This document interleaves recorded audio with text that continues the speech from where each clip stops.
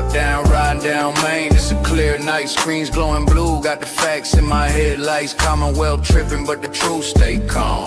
𝗺𝗵𝗲 and Lally, I'ma read them like Psalms. 𝗵𝗵𝗄𝗃 throwing shade from a broke down porch, but the files in my lap like a flame to a torch. I don't raise my voice, I just let the game speak. Steady with the grind while the crooked run weak. We just riding slow, gliding, paper stacking in the breeze. Turn the system up, let the whole town see. No mask on my face, no fear in my lane. I'ma shine that light on the ones bringing shame. From the courtrooms down to the city blocks, they can't hide from the truth, cause the truth don't stop. We just try to slow grind.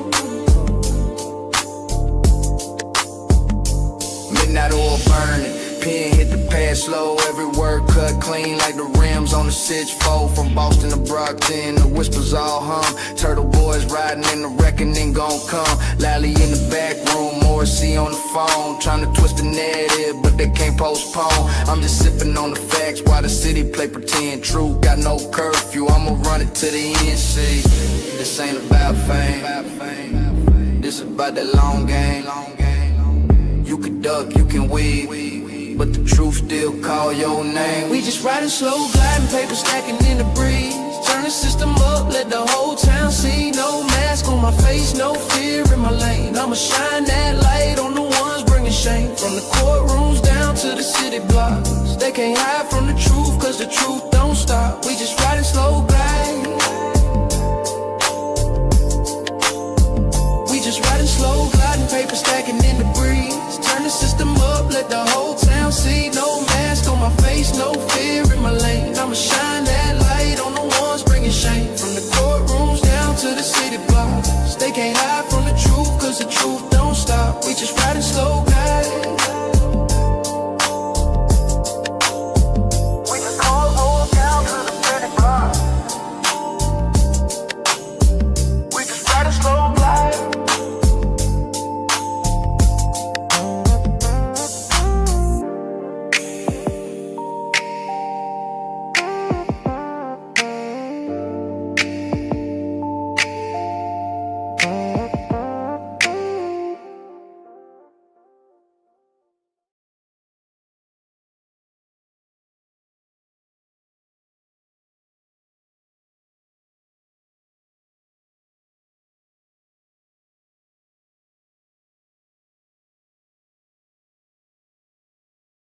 Welcome to the weekend live show. 508 is where I'm from. We run down the biggest stories of the week with you every Saturday night. Let us know in the comments right now where you reppin'.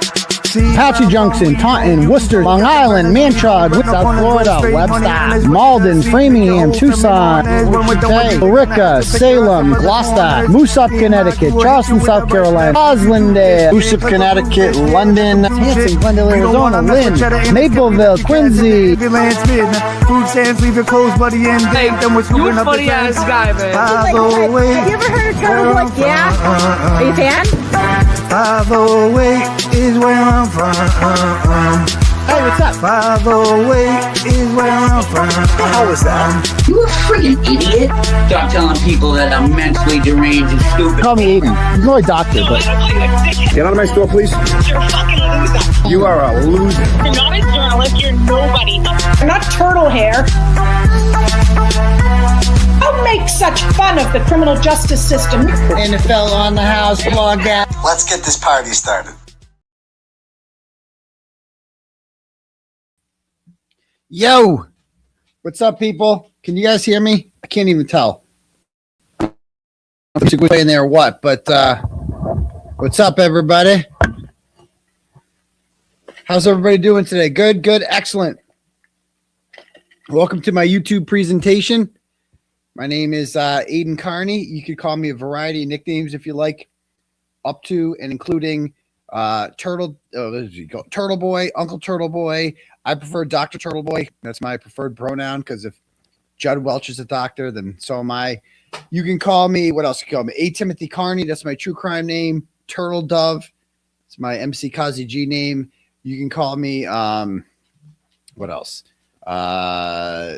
Journalism Jesus, my spiritual name. You can call me daddy, if you'd like. I know for some people that might be weird, awkward, but for others it might be fun, flirtatious, playful, even borderline sexy. You can call me very, different derivatives of daddy, up to and including, but not limited to theater daddy, crowd daddy, daytime daddy, no drama daddy, saint daddy, media daddy, and of course, fridge daddy or any appliance daddy. I don't care. I don't care what you call me. Just be here every Tuesday and Saturday night, and please smash that subscribe button for me. You can see it just at the bottom. It doesn't cost you nothing. Just hit it. It's free. Why would you do it? Just do it. Come on, do it. How many subscribers we have right now? How many are we up to or down to? Whatever. At least we're not like, I'm not gaining a lot of subs, right? But nobody is. Like, nobody's gaining subs these days because there's not a lot of new content, just quite frankly. We are at 164,436. So we're pretty like stagnant.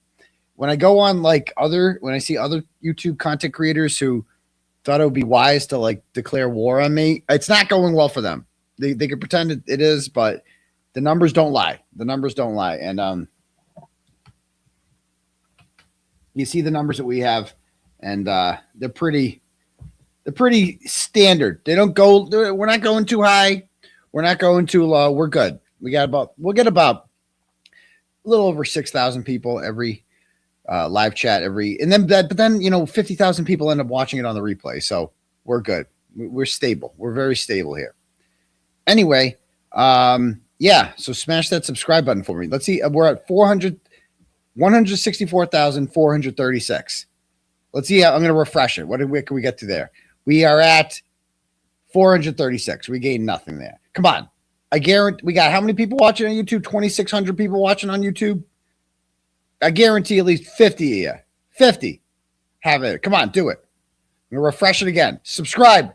436. Okay. Maybe we'll get a couple more. Go ahead. Hit the subscribe button. Anyway, but my subs love me. I'm very happy. So we're good. All right. If anyone wants their messages read out loud to the class tonight, you can click at the link at the top for something called Turtle Chat. And when you do that, you can pay whatever you want, say whatever you want, and I'll read it out loud to the class. I don't care. Pretty much no restrictions almost. So go ahead and do that. Or you can just cash at me at $sign 𝗿𝗏𝗄𝗏, and I will whore you out that way.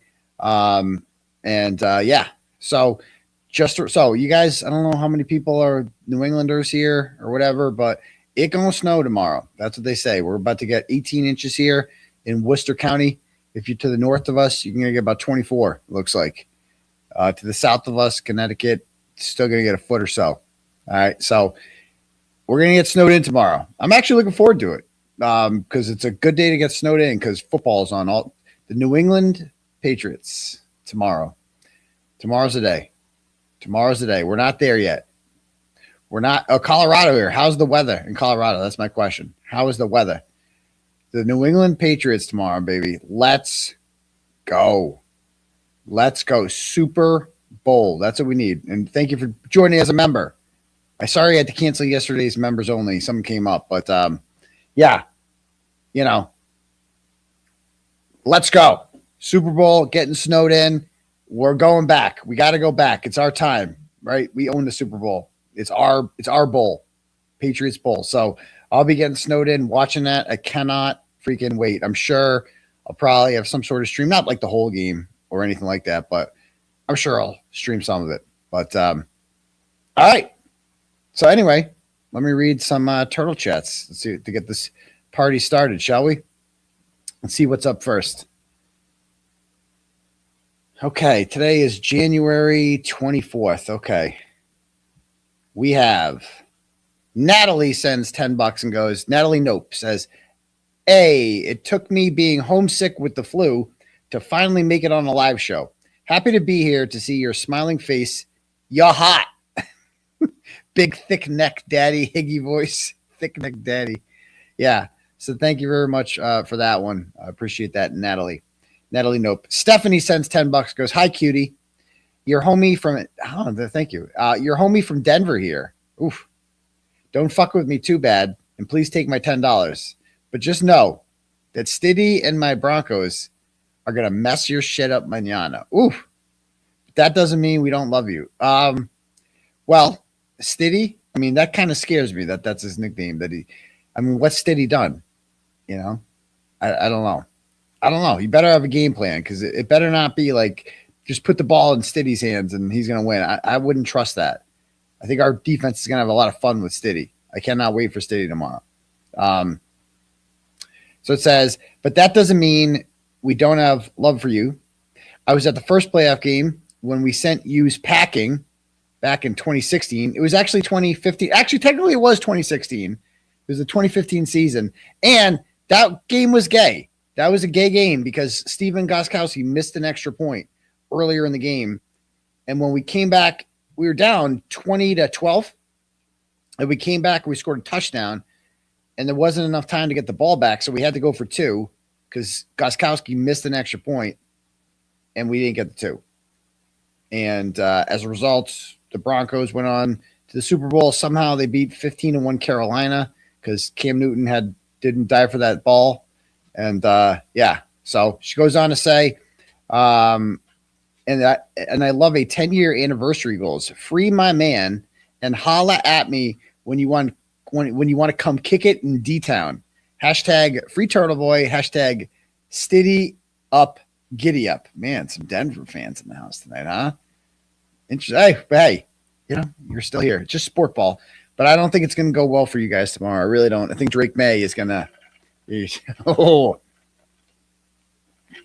Hey, it's going to be Patriots-Rams. I really do. I think the Rams are going to win tomorrow. I think the Patriots are going to win tomorrow. I think we're back. Let's go. Rematch. Third time's a charm maybe for them, but probably not. Let's go. All right. Let's see if we have any more turtle chats here. No, we don't. Let me see if we have any cash apps here. Slow night. It's okay. I still love you guys.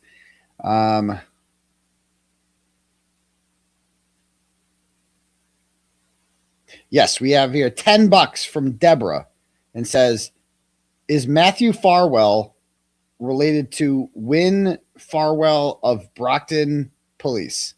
I don't know the answer to that question. I have no idea who's on the Brockton Police. Probably not. I'm guessing not. That'd be my immediate reaction is no. I feel like we would have heard of that if there's more Farwells, family members that were there. So, all right. If anyone else wants to have their messages read out loud to the class, the turtle chat is at the top. Click on that, and you can pay whatever you want, say whatever you want, and we'll do that. All right. So look it. There was I never thought I'd see this day, but I actually tweeted this out today. Let's see. Let's see.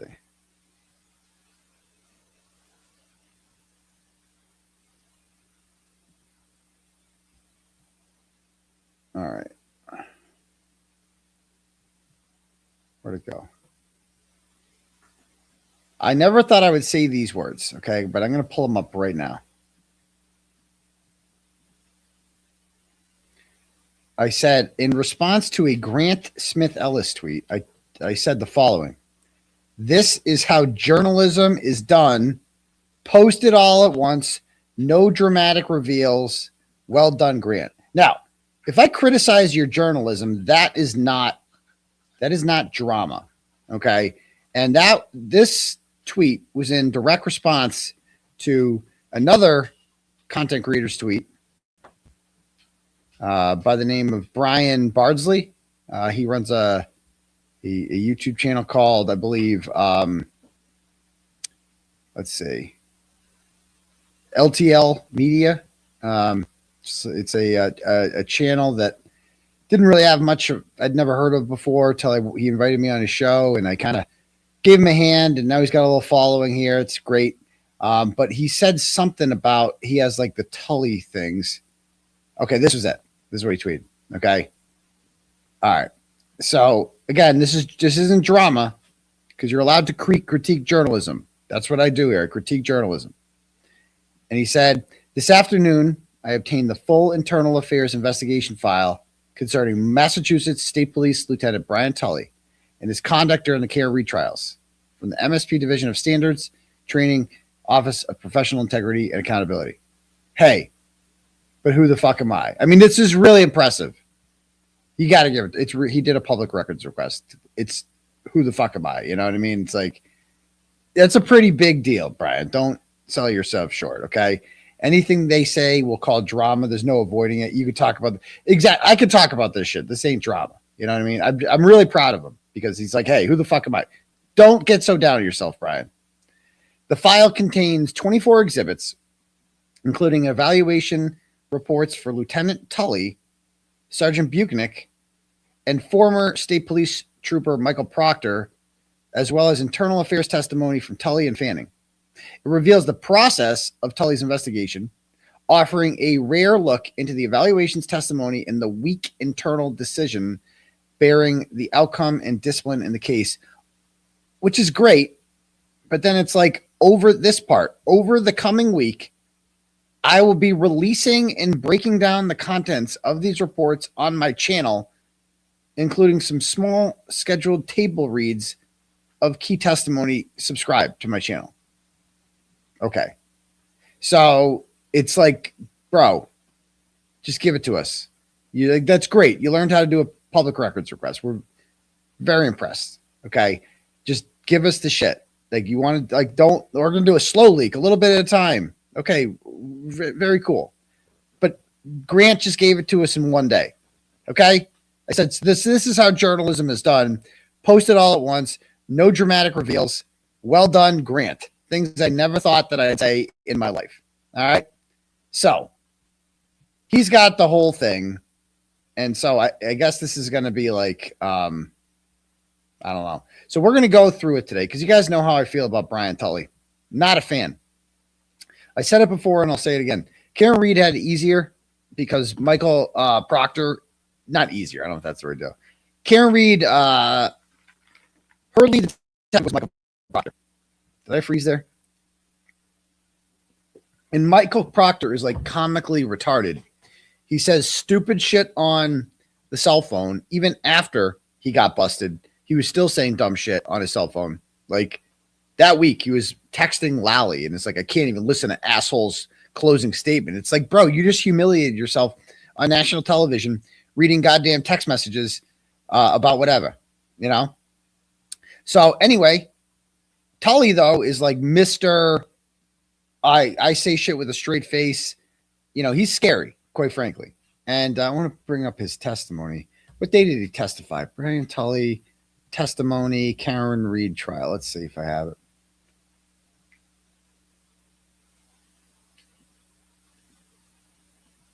No, okay. We got it all. All right. So yeah, what's scary about him is how he just says shit with a straight face, right? Let me just go and let's watch some Tully testimony first before we read some of this shit. Just a reminder, because he didn't testify in trial one. I fucking hate this guy so much. Sir, with respect to, you mentioned dig out from your house. What were the conditions like around the time that you were leaving? There's probably 8 to 10 inches at the house, so I had to dig. Okay, yeah, okay, yeah. What, if any, information did you receive in regard to the timestamp on that? That was also accurate. Now, from each of these respective locations, what time frames was Trooper Moore? In one instance, Trooper Moore, Trooper Dunn. In the other instance, what time frames of video did they retrieve from each of those respective locations? From 12 a.m. midnight to 1 a.m. Library video and the temple video. These are exterior cameras, is that correct? Yes. And sort of orientation-wise, where do they focus on? Your Honor, with the court's permission, if I could, could from the first. Yep, there's Karen Reed's car. Or, no, almost. Now, again, by the way, this was the Canton Library video that just stopped working for 2 minutes right when Karen Reed would have driven by there. It just stopped working. And don't you hate? So this is 12:14. You can see a lot of snow on the ground here. There's like nothing.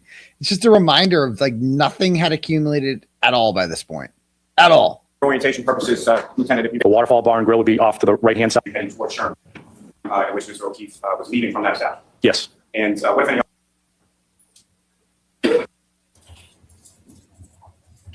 If you could pause there, thank you. Again, for orientation purposes. Where it's paused now at 12:01, I believe is the timestamp. You see a vehicle here. That vehicle's traveling on Washington Street. Okay. Yeah. All right. The black SUV that you observe in this, it's consistent with all the other black SUVs you observed in the video. Yeah, it's the same car. Thank you, Ms. Gill. You can take that. On Washington Street and just take a left into the Country Lane neighborhood. So the time to travel, 1.5 miles. And from sort of the distance between either that temple video and either 34 Fairview Road or Country Lane, were you able to find, locate, or retrieve any surveillance video in those areas that would capture the vehicle? No. Now, hold on. I wanted to play as this far part as, again. Hold on. Lieutenant, Listen to this through the part. course of your investigation, are you familiar with what time it was that the defendant, approximately what time it was that the defendant arrived at Mr. McCabe's home? 5:35 approximately. Listen to this shit. Actually, this is some sneaky shit they do here. So like Karen Reed gets to Jennifer McCabe's house at 5:35 a.m. Listen to what they imply here without saying it. And Mr. McCabe's home is located on Country Lane, is that correct? Yes. Now, from the directionality of that vehicle in the 5:18 a.m. Video, as far as timing is concerned, 5:18 to about 5:35 or so, is that consistent with the time it would take to drive from that area of the Temple Beth Abraham to Ms. McCabe's residence on Country Lane? No, not if you were to drive directly there. Look at this guy. Do you guys realize what he just said? So Karen Reed's seen on the Temple video at 5:18. The Temple is about 1.5 miles from Jennifer McCabe's house, where she doesn't get until 5:35. So where did she go? Right? Listen to what he implies here. Now, I know where she went because I've just asked Karen Reed about it. The antis will be like, well, Karen Reed's a liar or whatever. Like, whatever. I believe Karen Reed. Okay. And because they're going somewhere with this. She told me that she went looking, like there's this cemetery that she pulled into over there because she got lost. Like she didn't know where she was. First of all, Karen's not from Canton. She's female. Sorry, ladies. You're not as good as directions with us. Men are built better with directions. We just are. You can call me a massage therapist all you want. It's just a fact. That's one thing we're born with better than you is like a sense of direction. And so she pulled over and, she's hungover still and doesn't know where she's going. And she started Googling like the neighborhood. It's called like, it begins at a P. It's some long Indian word. And so that's why it took 15 minutes to get from the Temple to Jen McCabe's house. All right. But they imply something more sinister here. And so to that point, as far as what about that time doesn't match up? Is it too short, too long, or something else? It would take you much quicker to get there. It's about 1.5 miles from Temple Beth Abraham to Country Lane. You would continue north on Washington Street and just take a left into the Country Lane neighborhood. So the time to travel, 1.5 miles. And from sort of the distance between either that Temple video and either 34 Fairview Road or Country Lane, were you able to find, locate, or retrieve any surveillance video in those areas that would capture the vehicle? No. Now, did you see how matter of fact he was there? But so what is he suggesting here? Do you guys get what he's suggesting here? Do we get it? I mean, I know we've watched this before. You are not better at directions to me. I named all 28 towns in Norfolk County without a map. No woman can do that. Absolutely not. But you guys see what he's suggesting? That's the name of the neighborhood. I think that was what it was. There you go. This is what they were suggesting. They're suggesting that she went to 34 Fairview and like made sure John was dead. The dastardly Karen Reed went to like go back there and do that. Right. So, but like, listen, it's not what he's saying. It's how he's saying it. That's what makes this guy so scary. Michael Proctor is not a good liar. You can tell when he's lying. 𝗫𝗄𝗄𝗃 is not a good liar. He gets up there all cocky. This guy is a good liar. And the way he is so serious about it is what makes him scary. Like he's so by the book, Abraham, no, not if you were to drive. Video, McCabe's home. 5:35 approximately. And Mr. McCabe's home is located on Country Lane, is that correct? Yes. Now, from the directionality of that vehicle in the 5:18 a.m. Video, as far as timing is concerned, 5:18 to about 5:35 or so, is that consistent with the time it would take to drive from that area of the Temple Beth Abraham to Ms. McCabe's residence on Country Lane? No, not if you were to drive directly there. He's just so confident about it. Like, no, not if you're there. Everything with this guy is a straight face. Everything's serious all the time. And so to that point, as far as what about that time doesn't match up? Is it too short, too long, or something else? It would take you much quicker to get there. It's about 1.5 miles from Temple Beth Abraham to Country Lane. You would continue north on Washington Street and just take a left into the Country Lane neighborhood. So the time to travel, 1.5 miles.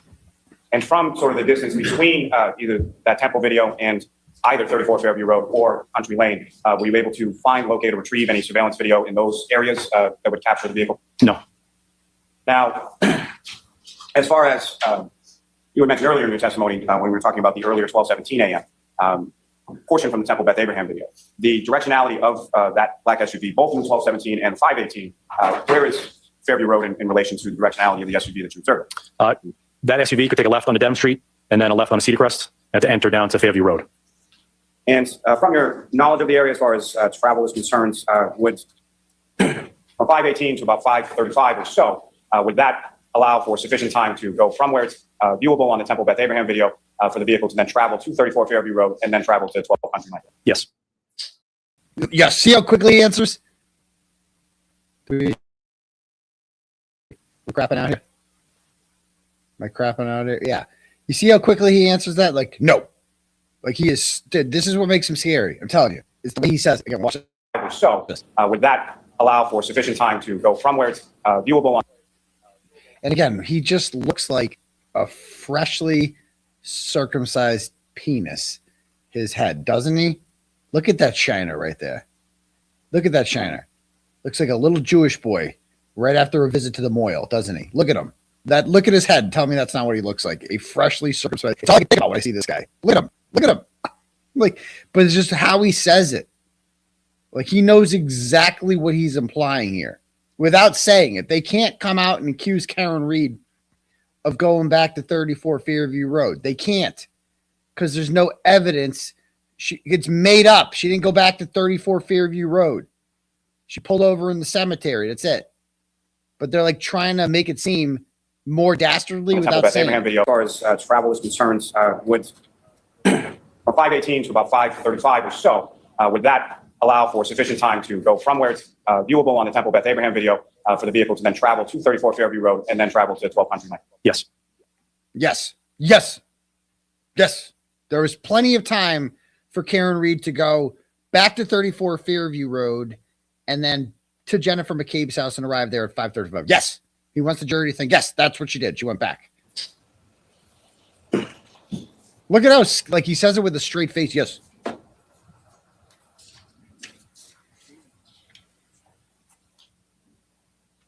Now, I believe you had mentioned earlier in your testimony that at some point there were call detail records that were obtained in reference to the defendant's home. Yes. And can you explain to the jury, as far as, let me ask you this first, with regard to call detail records and with regard to phones in general, what, if any, specialized training have you received or have you given? Okay. Yeah, he's a genius and everything. Daylight savings time either. So all those time zones, like I said, around the globe are predicated on that. Because it's one standard time in a globe, a lot of records will come in UTC time, and you have to make the conversion. And they will provide there between witness accounts of the defendant, including the defendant's own statements, as far as where she was and what she retrieved from. All right. What you're able to plot. Right? Rather than Fairview. Yes. Very experienced, correct? Supposedly. And I expect that there have been circumstances, Lieutenant Tully, in which you sought a search warrant and the judge says, no, I don't think there's enough here, correct? Yes. You don't get in trouble for that, correct? With whom? So this is when he gets questioned about the search warrant. Like, why didn't you get a search warrant? And listen to what his answer is. Like, why didn't you apply for a search warrant for Brian Albert's house? No. With the court? No. Well, it's not illegal. It's not illegal. You don't get sanctioned for it. You don't get your pay docked because you don't get a search warrant based on an affidavit, correct? Correct. So there's no real sanction in seeking it if you in good faith believe that there's a reason to seek it, correct? Outside of the time that it takes to offer it and put it together and go to court, yes, there's no sanction. Of course. But in a homicide investigation, you're not going to fail to do certain investigative tasks because it takes time. You're going to do what is necessary for the investigation, correct? Yes. You indicated that you did not believe that there was information sufficient that y'all had at the very initial stages of the investigation to seek a search warrant or to ask for consent, correct? Yes. But you did know the following. In the initial moments of the beginning of the investigation, you were aware that John O'Keefe had been invited to a party inside a home, correct? Yes. You knew that home was located at 34 Fairview. Yes. You also knew that John O'Keefe arrived at 34 Fairview, correct? We believe so, yes. You also knew at the time that he had been, for want of a better phrase, partying with the individuals who were inside the home, correct? Expected to meet at the house. They were at a bar previous to that, yes. You're aware that a drinking glass was found in the yard attendant to or close to, adjacent to where Mr. O'Keefe's body was found. Yes. That drinking glass had been broken, correct? Yeah. Yes. You're aware that drinking glasses are commonly found inside homes, right? As well as bars. As well as bars. Oh, as well as bars. As well as bars. It's just a broken glass, correct? It's a broken glass, correct. You also know that he was found without a coat on. Yes. Are coats normally worn outside? Here it is. Here it is. Inside? Here it is. It's user's choice. Fair enough. 18 degrees, you would expect that if someone was outside, they'd have a coat on, correct? I'm the kind of person that wears shorts throughout the year. I'll often go without a jacket. All right. Like that's like, see what I mean? Oh, that's real cute. Right? It's 18 degrees. Of course you're wearing fucking pants. I've never seen this guy wear shorts in my life. When he showed up to my house, he had pants on. They were tight, fucking skin tight. He loved it. He loved it. Little nut huggers there. And he acts like, oh, just, yeah, it's just a lie. He knows that the correct answer is, yeah, it's very unusual for a man to be dressed like that. Very. But he's just making shit up. And he says it with a straight face. Bostonian. Yes, sir. You're true Bostonian. He didn't have any coat, gloves, scarf, nothing like that. Correct. He had no winter gear on whatsoever, correct? Correct. Under ordinary circumstances, and you may be the exception, but under ordinary circumstances, if someone was out in 18-degree weather, you might expect they would have some winter garb on, correct? Objection.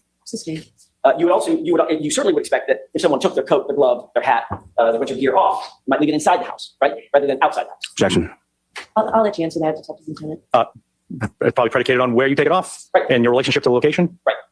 This fucking guy. Reasonable assumption might be the winter gear might be inside the house. See how he's not funny? Like Proctor and Buchanan were funny. They were comically corrupt, if you will.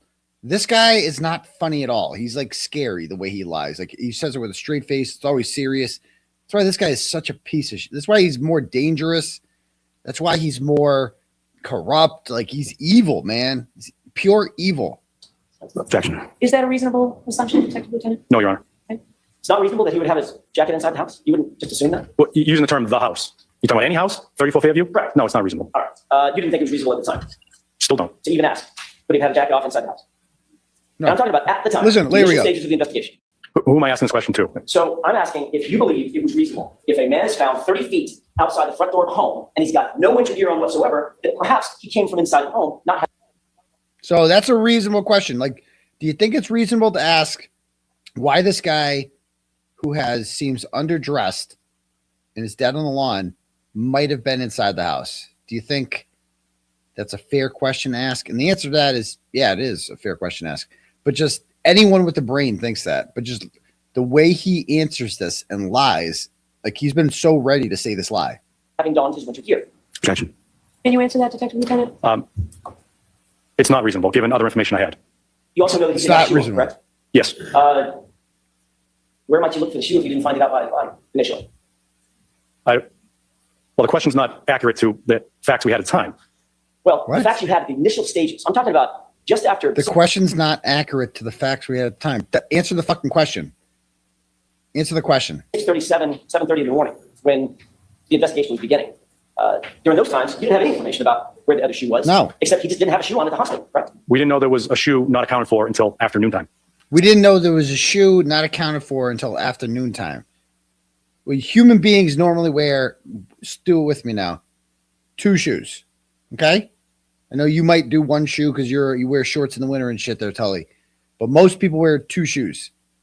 And the problem with John O'Keefe was he had 1 shoe on. There was the other shoe wasn't there. Now they end up finding the shoe later on. If you watch this program called the Glarer, they will tell you that they never found the shoe. That was another shoe thrown in there. But that's a different story.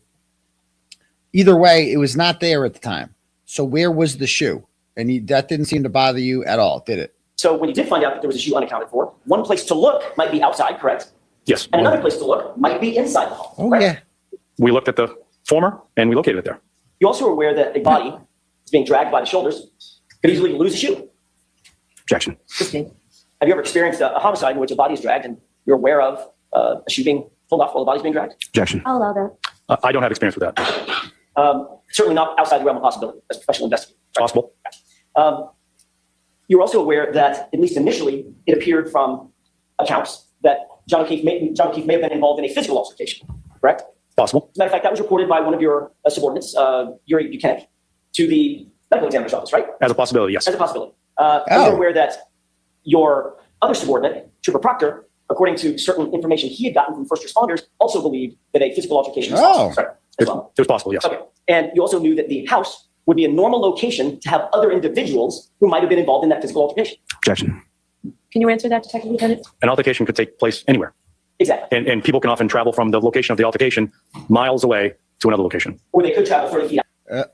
People could travel 30 miles away to, like, listen to the way he answered, like, but it's the way he says it with a straight face. Like, no, just look at his mannerisms. This is what makes him scary. Outside as well, correct? Yes. Okay. In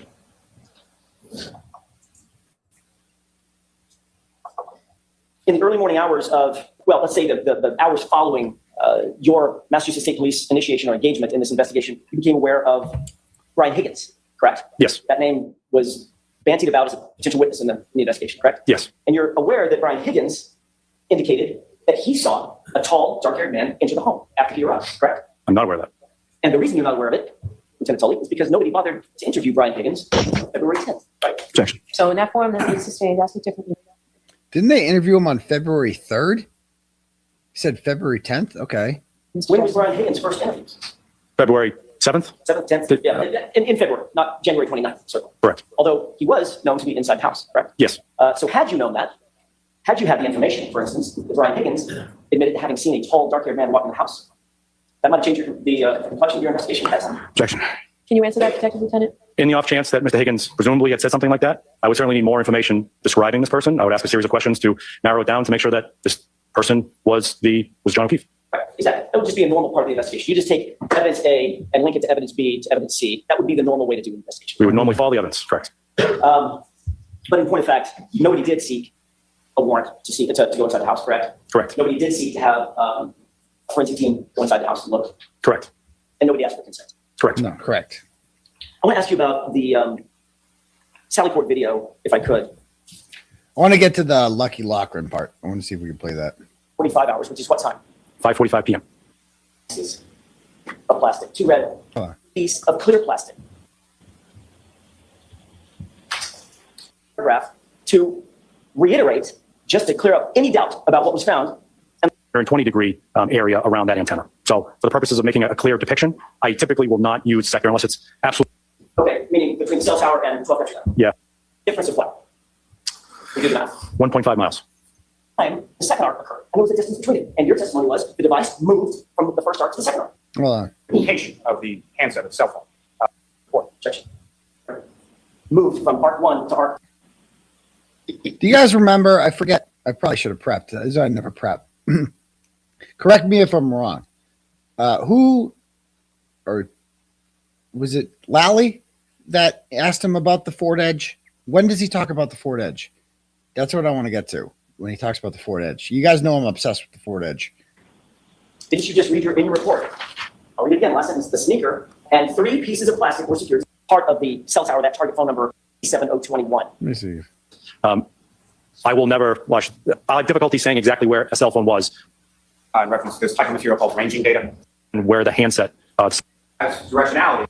You get columns and rows. The columns will. May I return that to the witness room? You identify or signify in this representation. Let me see what the chat says.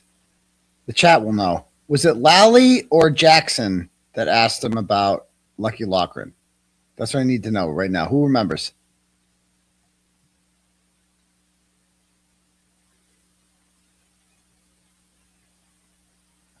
Huh. No one remembers? Somebody remembers. Somebody has to remember. So you guys are like Karen Reed trial buffs. Oh, look at her. 3 minutes. There we go. All right, hold on. I gotta look at her. The device moved from the first arc to the second arc. Yes. And it would be impossible to do that in 4,000, correct? A cell phone. Yes. You did one last issue, and I'm gonna. Oh, here we go. Here we go. Stuff.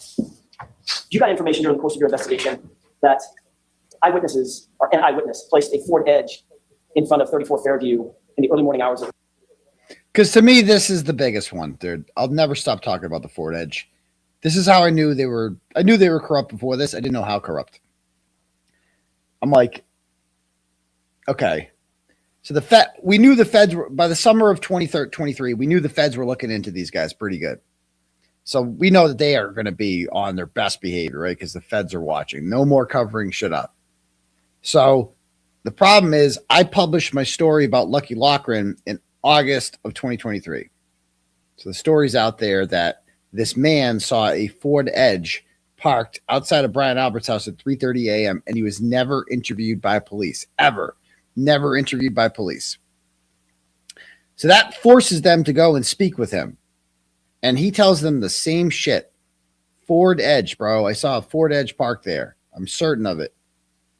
And so now the feds are watching them And they're like, well, we better investigate this Ford Edge or they're going to think something's up, right? There's a Ford Edge parked next to a body. And okay, let's say it's not a 𝗵𝗵𝗻𝗃, right?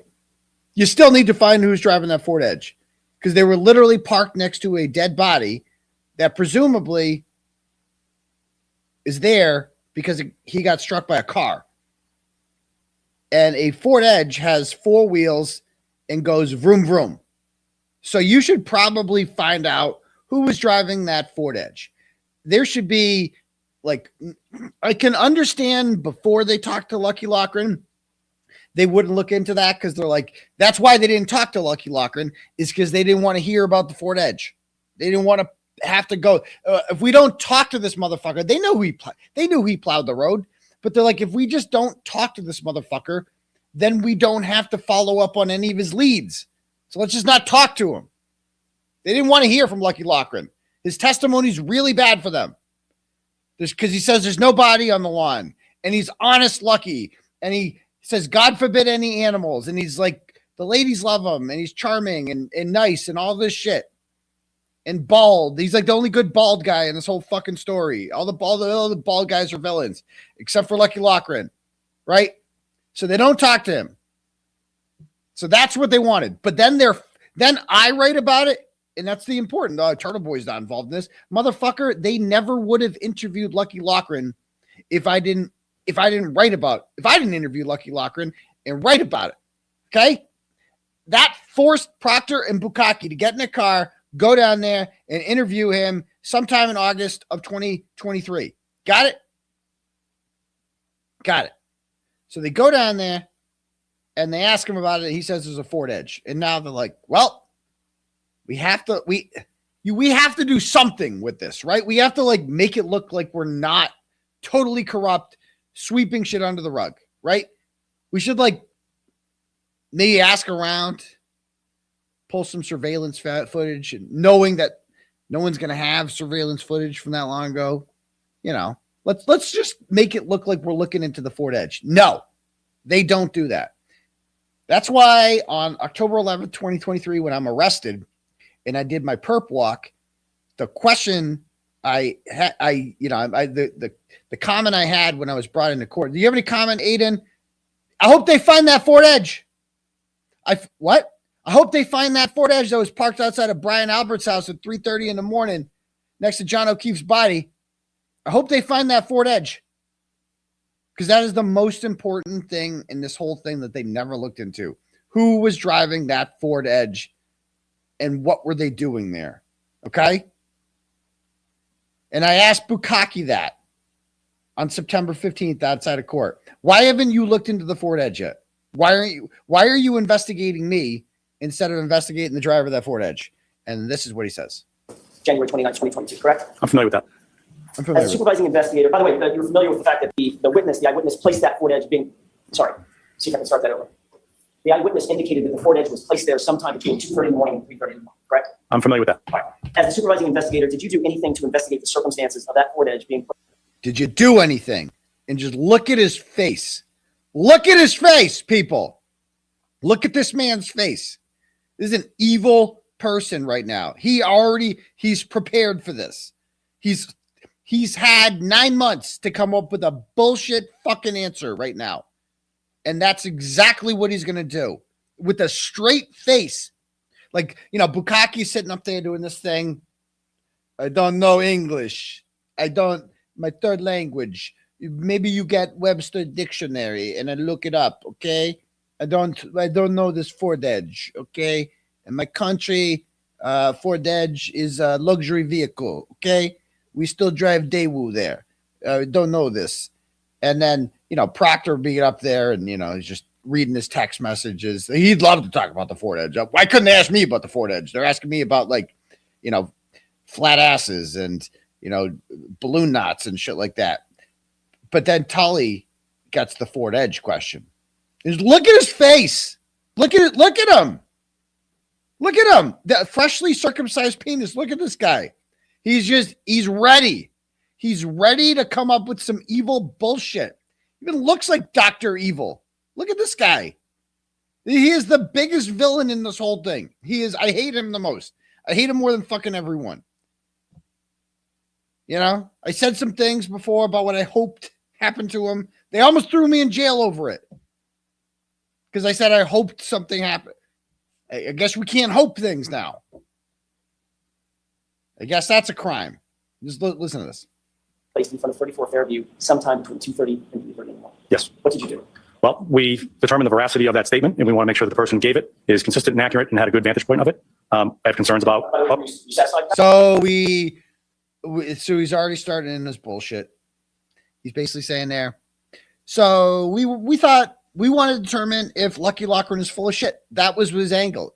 When they read that article on Turtleboy, they're like, "Fuck, we got a problem here. What are we gonna do?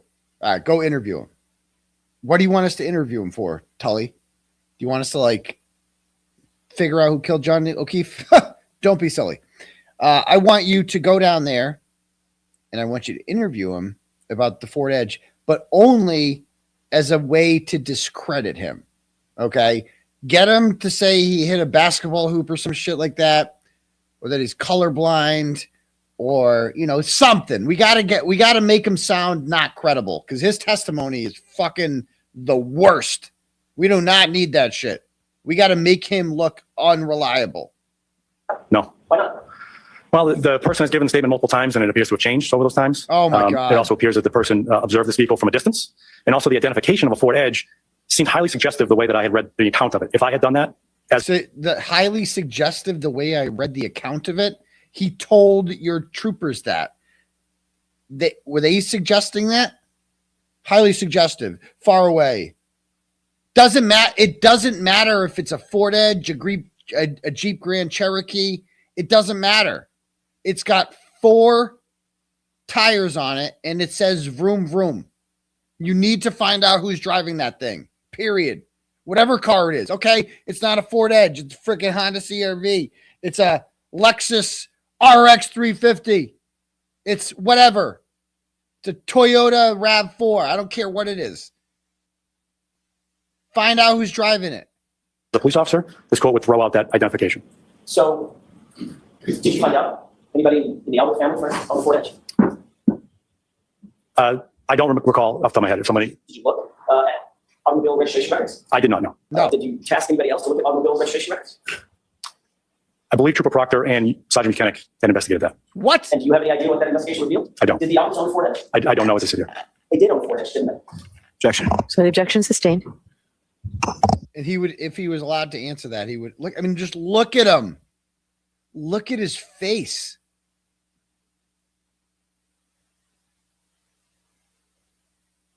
Tully face, just like so. No, this is easy for him. This is just in his blood. I'm telling you, bro, he's evil. But nothing was done further that you're aware of to investigate the circumstances of that Ford Edge being seen and placed in front of 34 Fairview, right where the body was found, between 2:30 and 3:30 in the morning, right? An investigation into the reliability of that witness was conducted.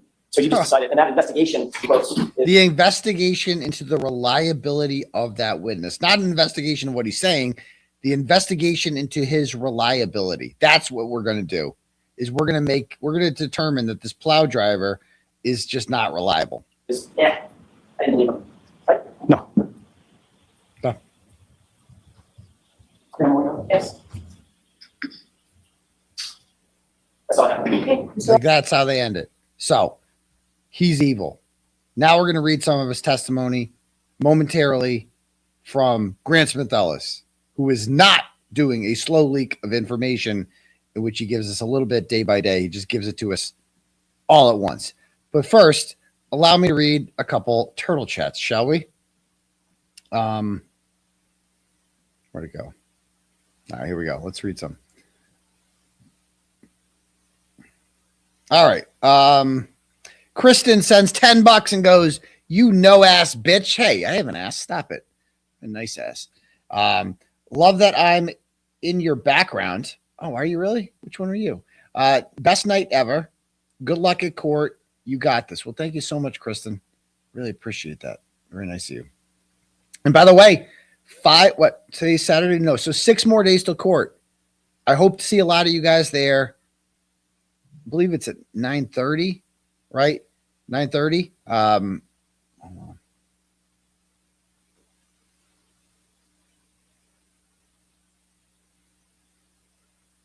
Yeah. At 9:30, it's North Suffolk Superior Court in Boston. Hope to see a lot of you guys there. Get your ass down there. Motion to recuse Special Prosecutor Robert Cosgrove because he is being sued by a woman who he deemed a witness, right? Who he deemed such a credible witness that they gave her a grand jury summons to give her information about the Canton investigation, right, into witness intimidation. And he found her so credible as a witness that he has called her multiple times to testify against yours truly at trial. She's that credible. Okay. Free the turtle, 𝗵𝗶𝗄𝗃. Yeah. And guess what? And thank you for buying those memberships. I appreciate that. Or becoming a member. Everybody else get your membership out there right now. But go get your membership today. But anyway, what was I going to say? Oh, yeah. So she was good enough for all that, but now all of a sudden he's saying that she's not a witness. That he's not going to call her. He doesn't need her anymore. Right? So because she's suing him. And of course, that's fine. If you don't want to call her, don't call her. We would like to call her because we believe that she has information that is, and it doesn't matter who she is. Like, it doesn't matter, you know, the fact of the matter is she is a witness. And, you know, she is effectively their Natalie, you know. She's somebody who was on the other side for a bit, witnessed a lot of things, had access to these people, saw the things that they were saying and doing, and wants to tell us about it. Okay? And that makes her a witness, period. It does nothing else about her matters. And thank you for buying 5 memberships, 𝗶𝗏𝗏s. I appreciate that. Congratulations to the new members. But yeah, nothing else matters except for that. So, and yeah, we'll be watching with Melanie. Great. I'm sure Melanie will be covering it. I had a whole post about Melanie last night. Check that out. So thank you. Oh, and by the way, I forget, big news here. So the Huskies, that's my youth basketball team that I coach of 3rd and 4th graders in Holden. We got our first win today. We were 0-3. Thank you for buying 5 more, Eileen Champ. So it's my son's team, and we won 34-29 today. And you should have seen their faces. They were so excited because we get killed every week. We just get mercied. And, you know, we have a lot of heart, but not a lot of hoops. And this week we won. All right. And, you know, the other team only had 5 kids, so we had to play 4-on-4. But, you know, we had one kid. That's like, so here's the best part about being I'm a head coach, not assistant. When you're a head coach, you get to pick your assistant. And I had coached the guy I worked with last year. His son was pretty good.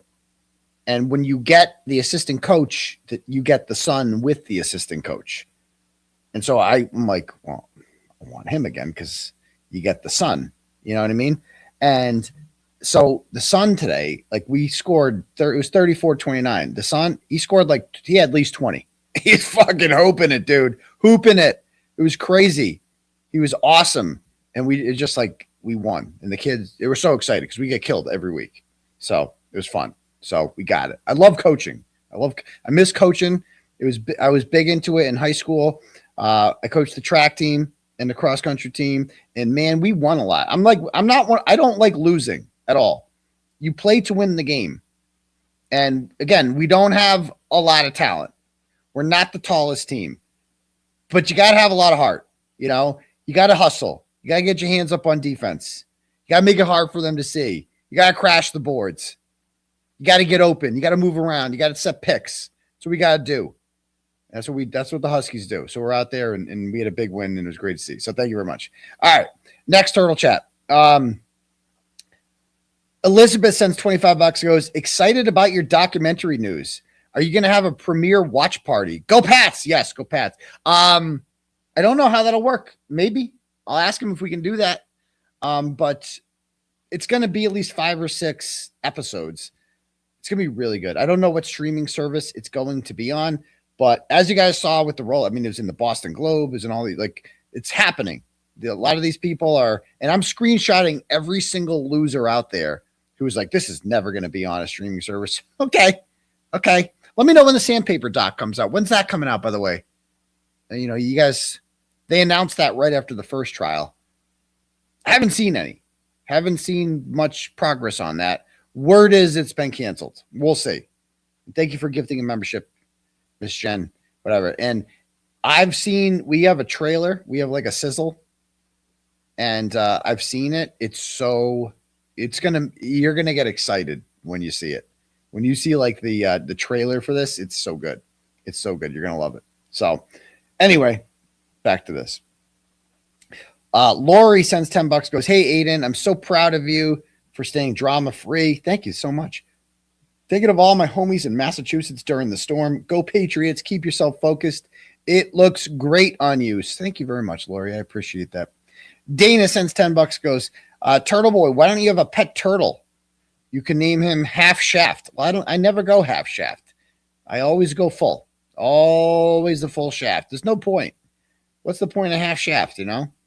Trisha sends $10 and goes, Fridge Daddy, it's freezing in Dallas and we can't get out because we get the ice here and usually not much snow. But regardless, I would still be home watching you tonight. I hope your boys win tomorrow. Thank you very much. Stay warm, free Turtleboy, and so proud of you being drama-free. It's kind of a miss it. I kind of miss it. But we get to watch it with Jess and Jimmy. Love it. That's true. There is not a lack. There's plenty of drama out there. Like Jess Machado will never go drama-free. I went on her program the other day. I'm like, you know, I can't do that. And she knew and she respected it. And we had a great time regardless. But Jimmy and her are not drama-free. And they are entertaining. And, you know, I mean, Jimmy's a funny motherfucker.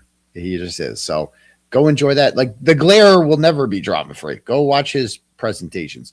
You know, if you're into the baddies, you can watch them too. They are not drama-free either. No one, like I have gone drama-free, but the world is not. So there's plenty of it out there. So thank you. She also says,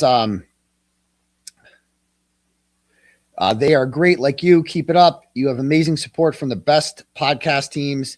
And don't worry about the stupid ones because that's why they're stupid. That's true. Hugs from Big D. Thank you. Sean Stewart sends $33 and goes, Doctor, you've become much watched TV every Tuesday and Saturday night. Thank you.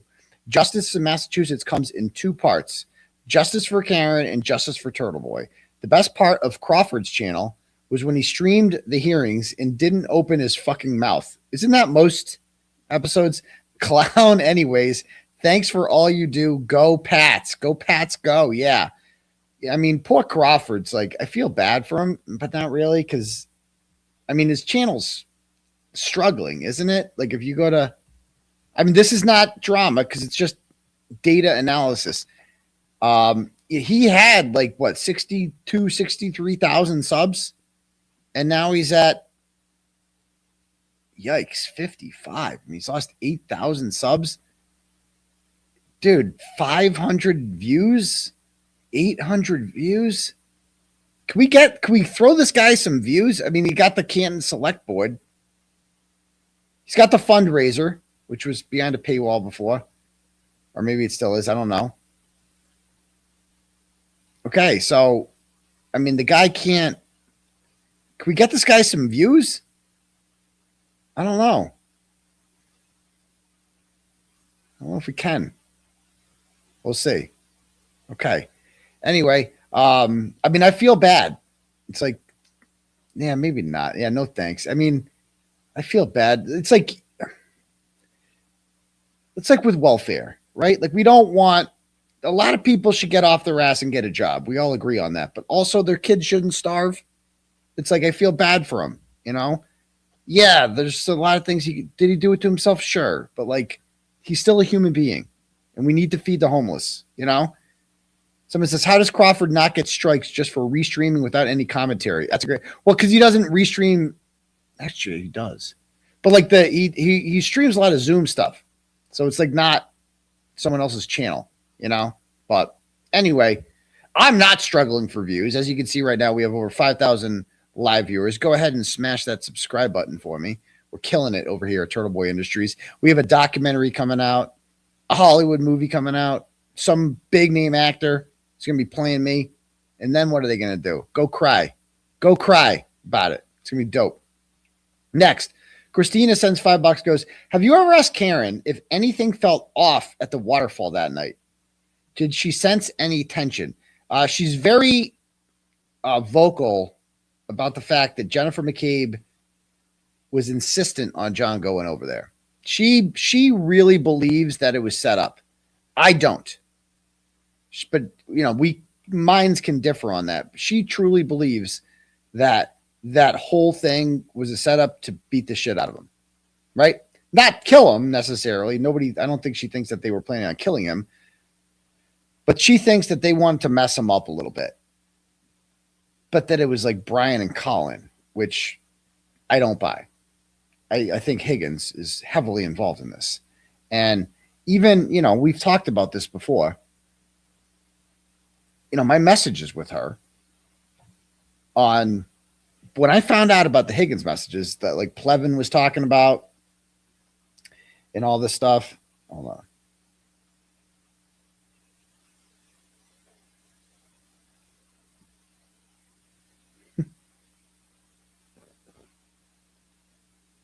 Let's see here.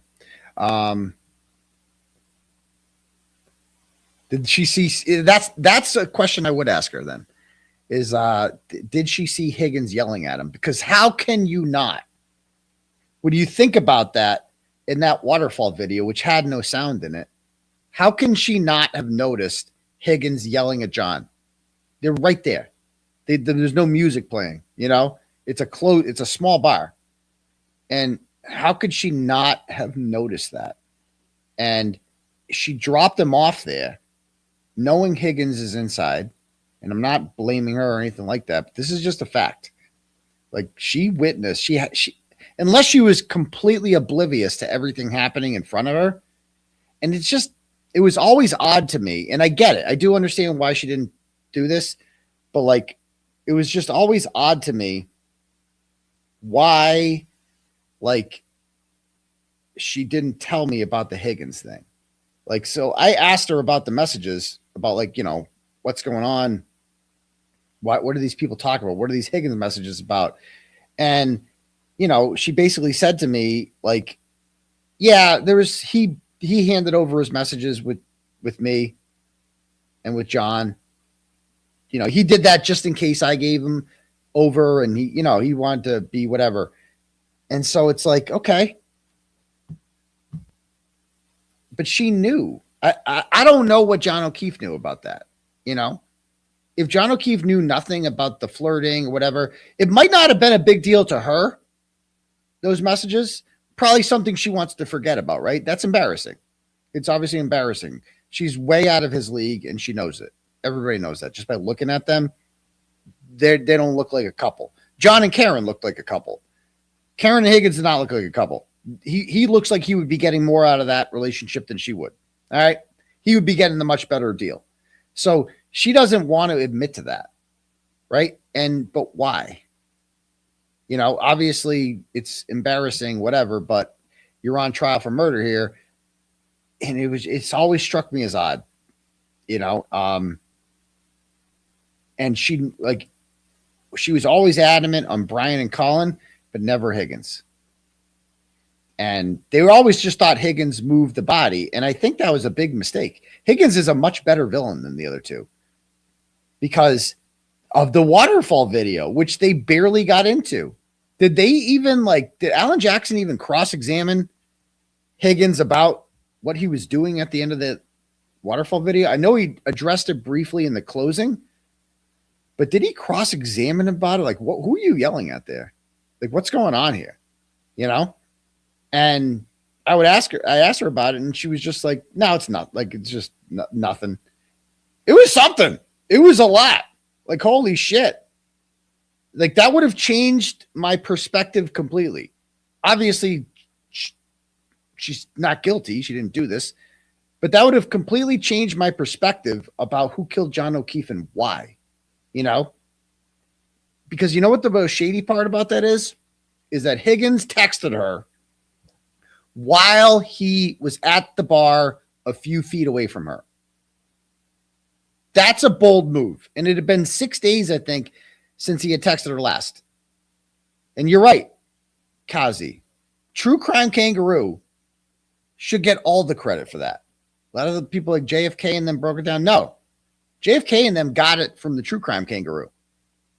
Lily, the Spaces queen there, right? She was the one who first put out that video and showed like what he was doing and like analyzed it. Okay. And so that video, I mean, that's crazy. It was hard. You would hardly remember it from the first trial. You'd hardly remember it. It's like it never happened. And they just didn't push the Higgins angle. And they pushed it hard in the second trial and it sold. But think about it. That's a bold move. 11:30. He sends the well text. And John is standing right there. And Karen is standing right there. He can't just go over at her and be like, hey, what's up, Karen? How you doing? He can't. He can't go over to her and be like, so what's up with us? Because John's right there. The only reason to send a text message is so John O'Keefe doesn't see it. Because he wants to be sneaky. She's right there. And he can't even talk to her. And he sends her a message being like, well, and Alan Jackson kind of crossed him, examined him about it, but like, because you're mad at him. You know, you're mad at her, aren't you? Because she ghosted you. It's like, no, Alan, I don't want to critique Alan Jackson here, but he should have said, you're mad at him, aren't you? You're not mad at her. You're mad at him. Because he's with the girl you want, isn't he? And that bothers you. Because you could treat her a lot better, right, Higgins? You're from the same neighborhood. All right? That's what you are? You really wanted him. You really wanted her, huh? And if he was out of the picture, he didn't deserve her. You deserved her, didn't you? Didn't you? You didn't understand it.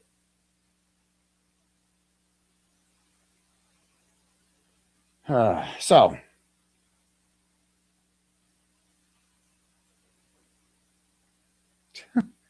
Oh, my God. Anyway, back to this. So back to the turtle chats. Anyway, that's my rant about that. So no, I don't blame Karen Reed for that at all. But it's like, it's a big part of the story. It really is. That's all I'm saying. Anyway, back to this. All right, next one we have here is Allison sends $15 and says, sending all the positive vibes to Dr. Turtleboy for a good outcome at the upcoming court date. We are all rooting for you. Also, a quick plug for the 𝗀𝐿cy Fitzsimmons Poppin' Popcorn fundraiser. A link on the Justice for 𝗀𝐿cy Fitzsimmons official Facebook page. It is the second popcorn company from the Karen Reed popcorn era. The popcorn everyone liked better. Excellent, Allison. Thank you. Go check it out. Justice for 𝗀𝐿cy. Absolutely. Next. Andy sends $50 and says, I just wanted to say hi. I'm still your biggest fan. Is that Andy from the Wilbur? Thank you very much, Andy. I really appreciate that. And you are my biggest fan. Thank you. Sean sends $7 and goes, and my wife adds, Tully looks like a penis with ears, big ears too. He's got big ears, doesn't he? So thank you, Sean. Next. The turtle sends $10, goes, Unc, I definitely respect this drama-free avenue. I respect you either way, but I would be lying if I said I didn't miss the OG turtle. I'll be back. I think the Pats defense will frustrate the fuck out of Stidham. Hopefully they win by 2 touchdowns. What is your hot take on the game? Yeah, I think the Patriots are going to win tomorrow. 27-13. That's my official prediction. 27-13. There we go. Thank you.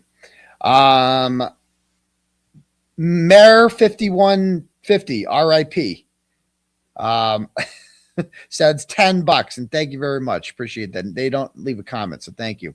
Andrea sends $25, goes, old news, but if you went to the gavel on Route 1A, you drove by the street where Rafferty hit a man. Oh, no way.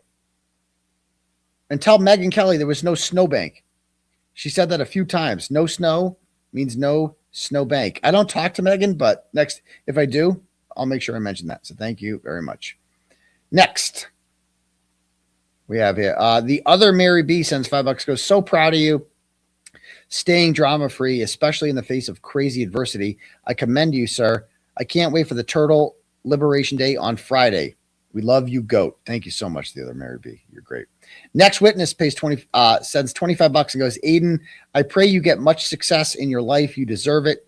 Don't forget us little people. When you get to the top, we will still be here supporting you 100%.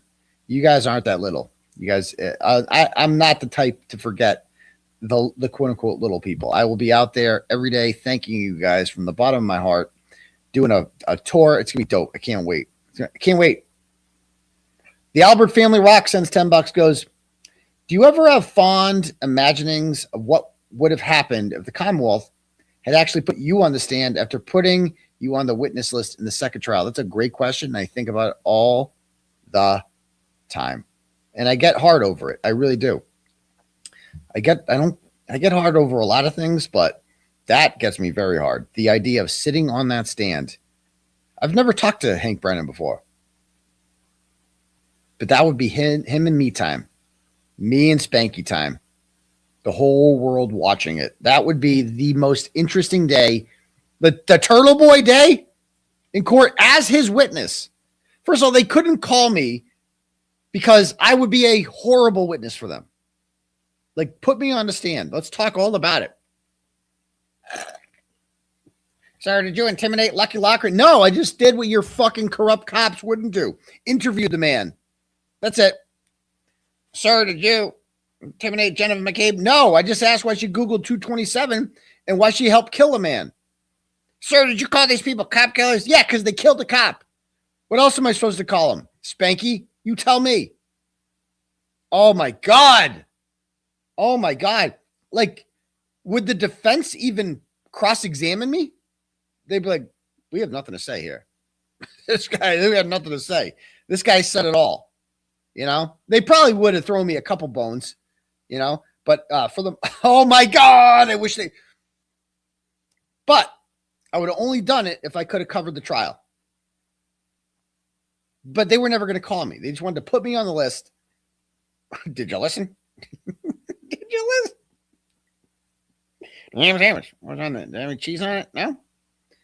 Yeah. Did you eat the whole thing? Yeah, oh, yeah, I ate the whole thing. Where are you done? We're just standing around some people who were talking. Did you talk? No, not really. Did you listen? Did you listen? Thank you. You guys are too much. Spanky. All right, next. We have any cash apps here?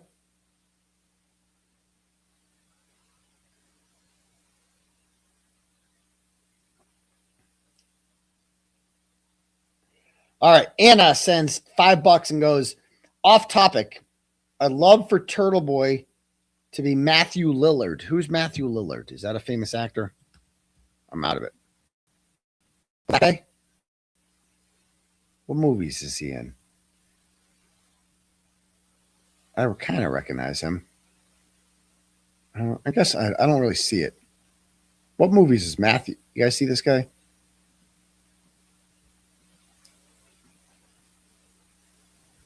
You guys recognize him? I don't know. He looks familiar. That guy? No. He's in the Scream movies? Shaggy? I don't remember him. All right. Yeah, maybe. I want somebody bigger than that. No offense to him.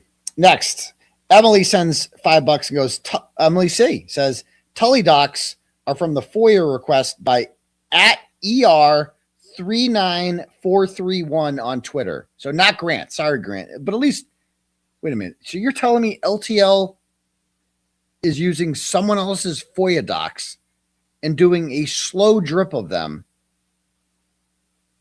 just to like get attention and like building it up like I have. It's a big story here. Oh my God. I can't even. Linda sends $50 and goes, you are a true inspiration to all of us. Thank you.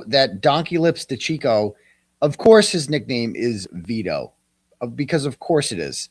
There's nobody I wanted to hear from more who I didn't hear from than 𝗺𝗵𝗶𝗧𝗂𝗶𝗄. Remember, this is the same guy whose only comment in all this was, "Oh, fuck her, no ass bitch." If you commit a murder and you have no ass, Vito 𝗺𝗵𝗂𝗃 is going to take that personally. He just is. He's just not going to like you. Like, if you have a nice ass and you kill someone, he's going to see your humanity, right? Oh, does she have a nice ass? Oh, you better fucking believe it. Some serious junk in the trunk there, dude. You would love that ass. Okay. Maybe she made a mistake. You know, we all make mistakes. She have a nice ass? No, no ass. Oh, motherfucker! Fuck her! No ass bitch! Oh, dude, he just hates that shit. He hates it.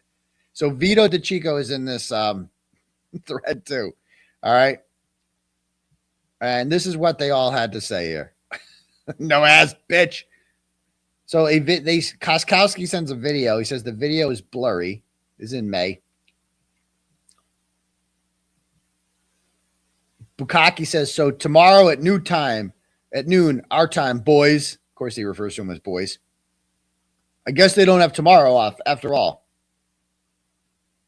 All right. All Vito 𝗺𝗵𝗂𝗃 says on 8/17 is, that sucks. It's okay to keep the train rolling. And then Vito 𝗺𝗵𝗂𝗃 says, Jeff, you need a fill-in. We have an appointment at Humboldt. Need you there. Okay. And then they send the Yannetti picture. Okay. So a picture of David Yannetti is sent in the chat. I forget who sends this. And 𝗃𝗃𝗃𝗃 laughs at it because it's funny to laugh at David Yannetti, apparently. And then Proctor says, I'm going through his retarded client's phone now. No nudes so far. And I didn't notice this before, but Trooper Chris Moore disliked no nudes so far. That was never brought up. What does that mean, disliking no nudes so far? Because I guarantee you, if you asked him about that, he'd be like, oh, I was disapproving of that. No, you disliked no nudes so far. Why if you see no nudes so far and you dislike it, it's because you dislike the fact that there's no nudes. You were hoping for nudes. That's what he's saying there. He dislikes it. But he would probably be like, oh, I was saying that I disliked Proctor looking for nudes. You know, I did not notice he disliked that. He's disappointed in the lack of nudes. And Yuri liked, or acknowledged, as he calls it, funny, I am going through his retarded client's phone. I just had to acknowledge it. All right. And then they talk about other shit. So this is brought up because this is in his file because what's his name was in because Fanning is in on that, and Fanning's supposed to be a lieutenant. And like, what did Tully do about this shit? So this is July 12th, 2024. So he is being, Keith Egan is looking into him, Brian Tully, after being appraised of allegations of your potential failure to take appropriate corrective action concerning inappropriate text messages between members of the department and failure to appropriately review and evaluate the performance of those members. Prior to having conversation with you, directing you to your answer questions regarding the investigation, you must be advised of your rights. Okay. many pages is this? So this is from Stephen McDonald to Michael Blanchett, attorneys. All right, so there's working out time to meet, etc. What do we have here? What's this document? I don't need the AI. Thanks. Same thing. Okay, cool. They're looking into Tully. What do we have here? Charge sheet. All right.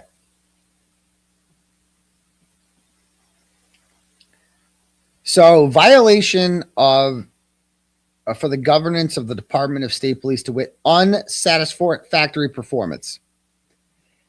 Detective Lieutenant Brian Tully of the State Police on or about February 1st did fail to conform to work standards established for his rank, title, or position. This occurred when Tully failed to supervise through proper corrective action Norfolk members who were involved with inappropriate text messages relative to an ongoing homicide investigation. So that is the day that Michael Proctor testified in front of the grand jury. There's a famous picture of Tully, Fanning, and 𝗵𝗂𝗍 at a bar, kind of like drowning their sorrows. And Proctor, that was the day Proctor for the first time was confronted about his text messages by the feds. He was in there for over 6 hours, as it turns out, answering questions about that. And that is the day he informed Tully about the text messages. All right. And so Tully should do something about that, but he doesn't. So this is basically what he's in there for, that he didn't do anything about that. Lieutenant Tully failed to recommend remedial or disciplinary actions for an inefficient, incompetent, or unsuitable employee by giving praise in several anchors of his employee evaluation system, despite evidence to the contrary, and failing to document negative performance. This occurred when Tully did not properly document the negative performance of Trooper Proctor for his inappropriate text message communications in a criminal investigation. Another one. Basically the same thing for, yeah, he gave him too good of a satisfactory performance. And then this one, same thing, except for 𝗵𝗂𝗍, all right, and etc. So that's basically what he's in trouble for, is not doing anything, but not doing anything, but then going on to give 𝗵𝗂𝗍 and Tully good performances, despite knowing what scumbag they are from the text messages. He knew about that more than anyone and still gave them, like, great job, guys. You guys are awesome. Cool. You know?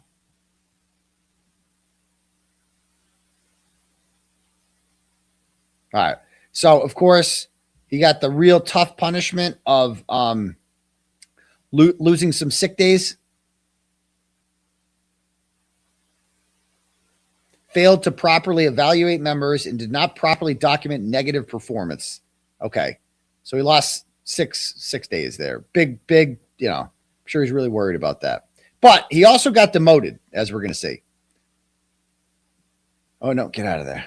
Get out of there, Gemini. What's this? All right.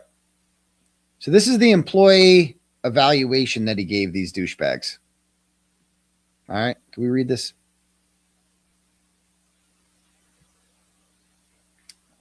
All right. So this is April 1st, 2024. Evaluation of Michael Proctor. Let's see what he says here. Okay. Knowledge, compliance, application of policy and procedures. All right. Let's see what he says about him.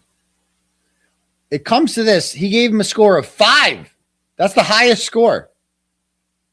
Trooper Proctor possessed full knowledge and understanding of the laws and regulations of the Commonwealth as they relate to his duties and assignments at the Norfolk SPDU. Wow, that's great. How about follows oral and written direction of supervisors? The members must receive, interpret, and understand oral and written instructions. Okay.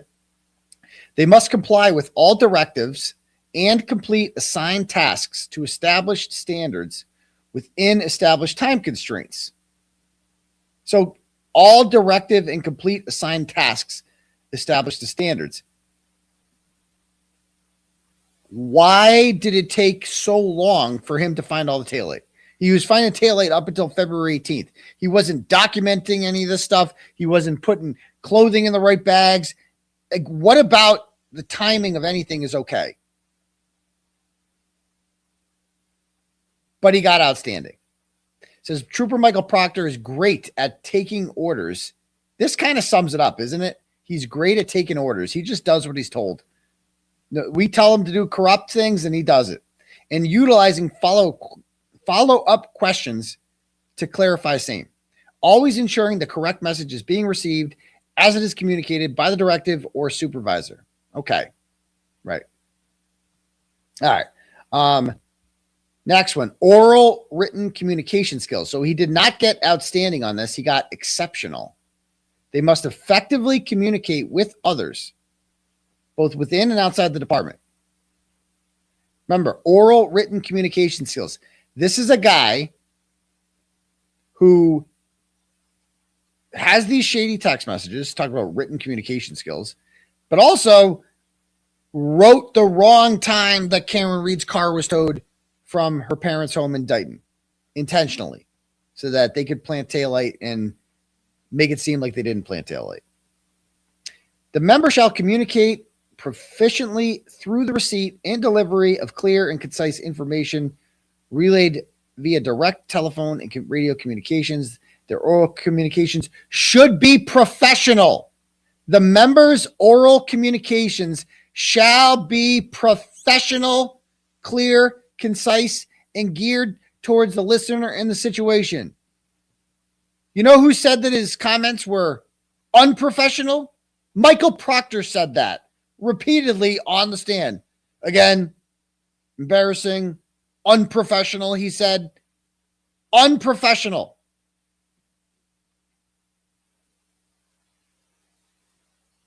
Written communication proficiency shall be demonstrated via reports that are prepared in accordance with the department format. They do not contain spelling or grammatical errors.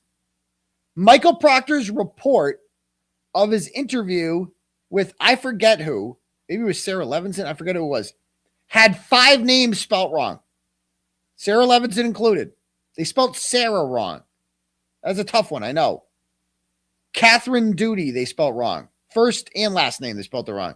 Caitlin Albert, spelt wrong. Emily Fabiano, spelt wrong. They were all spelt wrong on purpose. Email and other forms of electronic communication shall be courteous and professional. So what did he get? He got exceptional. Trooper Proctor always writes a clear, concise, and properly formatted report. Always. His work is reviewed by many staff members of the Norfolk County DA's office who also take notice of his work. You have to be kidding me. How about initiative, dependability? The member must be self-reliant and dependable. Okay. They must display initiative by proactively performing the duties of their respective assignment without specific instructions from a supervisor. All right, what do they got? Outstanding. Being one of the most dependable, reliable, and accountable members of the team, Trooper Proctor is always willing to volunteer for extra assignments in an attempt to help another member. He's just such a go-getter. He's just always helping out. Whenever you need a hand, he's just so thorough. I mean, this is a joke. Interpersonal relationships. They must successfully interact with members of other law enforcement agencies on a local, state, and federal level to achieve mutually desired goals. I don't think he got along with the feds very well. They must conduct themselves professionally in all engagements. In all engagements, and serve as a resource and role model to the public. A role model. This is the one where he gets a 1. I'm sorry. You get the lowest one possible. There's nothing role model about Michael Proctor at all. He's the exact opposite of a role model. He is a disgrace to his family, to his children, to his stupid, fucking useless pig mother, Karen Barcemian Proctor. I know you're watching, Karen, because you watch all my bus stop lives. I see your stupid face pop up there. You, ma'am, are the biggest failure of a mother who has ever lived. Like, I don't know much about Hitler's mom, right? But she didn't go, Hitler's mom didn't go on Facebook and say how great her fucking son was. She wouldn't have. If Hitler's mom had Facebook, she would have set that shit to private and never said a word. But you can't help yourself. You always go on Facebook and you shit on Karen Reed and you say stupid shit and you defend your scumbag son. And that's why your son's a scumbag. And that's why you had 2 fat children. Your children, when they were kids, were incredibly fat. Like we did a whole thing about them playing the tuba.